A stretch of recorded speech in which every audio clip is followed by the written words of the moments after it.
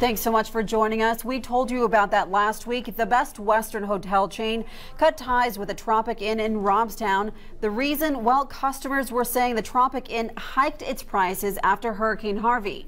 Well, now the Texas Attorney General's office has stepped into the picture. Our Jane Caffrey broke this story last week, and she joins us live from Robstown tonight with the details on that lawsuit. Jane.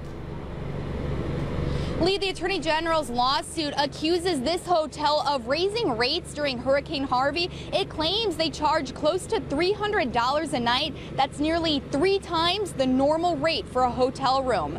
The lawsuit alleges after a state of disaster was declared because of Hurricane Harvey, the Tropic Inn took advantage of disaster victims by raising prices, which is illegal in Texas. The AG's office cites one employee who reportedly told guests that rates had gone up because of, quote, weather.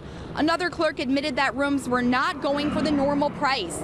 The Tropic Inn isn't just accused of price gouging. The suit also accuses them of continuing to charge and collect the hotel occupancy tax, which the governor had waived for storm victims and first responders.